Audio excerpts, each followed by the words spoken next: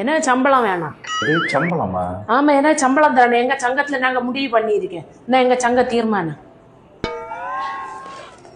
கணவனால் கஷ்டப்படும் மனைவிகள் சங்கம்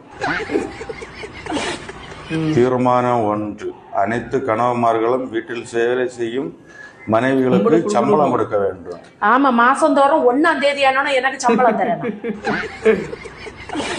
தீர்மானம் 2. ஒரு நாள் மனைவி வீட்டில் வேலை செய்தால் அடுத்த நாள் கணவன் வீட்டில் வேலை செய்ய வேண்டும். ஆமா, வேலை செய்ய தரணும். உங்களுக்கு என்ன கொம்பா முளைச்சிருக்கு? தீர்மானம் 3. கணவன் வாங்கும் சம்பளத்தை மொத்தமாக மனைவி கையில் கொண்டு கொடுக்க வேண்டும். அவர்கள் செலவுக்கு தேவைப்பட்டால் மனைவியிடம் உரிய காரணத்தை சொல்லி கேட்டு வாங்க வேண்டும். ஆமா, சம்பளத்துக்கு என்ன கையில தான் கொண்டு தரணும். உங்களுக்கு தேவைப்பட்ட என்ன காரணம்னு சொல்லி 5 10 என்ன கையில தான் நீங்க வாங்கிட்டு போகணும். நான் வேலை செய்து உரண்டா கொண்டு வந்துட்டு எனக்கு தேவைப்பட்டா உரண்டா டிக்கெட் வாங்கிட்டு போகணும். நல்ல தீர்மானம் கேட்டிய. அடுத்தது தீர்மானம் 5. மனைவியிடம் கேட்காமல் கணவன் தன் அக்கா தங்கைக்கோ அம்மாவுக்கோ பணம் கொடுப்பது தடை செய்யப்பட்டுள்ளது. சரி, சம்பளம் கண்டிப்பா வேணுமா? சம்பளம் கண்டிப்பா வேணும். எவ்வளவு எதிர்பார்க்கிய? ஒரு 10,000 ரூபாய் எதிர்பார்க்கிய. 10,000 ரூபா தானே தரலாம். சரி, இது சம்பளம் தருவதுறாங்க. நீ தங்குவ? இங்கதான் தங்குவேன்.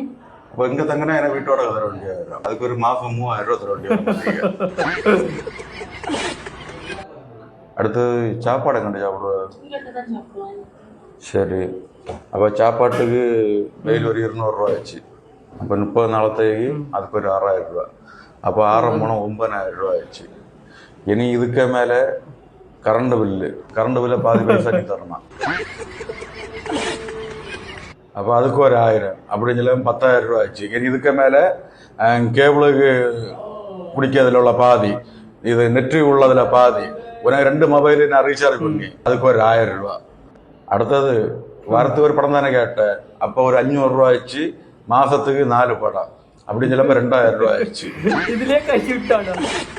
மாசம் ஒரு 5000 ரூபாய் துணி கிடைக்க அப்படின்னா 13 5 18,000 ரூபாய். நீ 10,000 ரூபாய் சம்பளம் கேட்ட. 10,000 ரூபாய் சம்பளத்துக்கு 18,000 ரூபாய் வருது. நீ அதில் 10,000 ரூபாய் கழிச்சு மீதி 8,000 ரூபாய மாசந்தோறும் 1ஆம் தேதியிலிருந்து 5ஆம் தேதி விளையாடி என்ன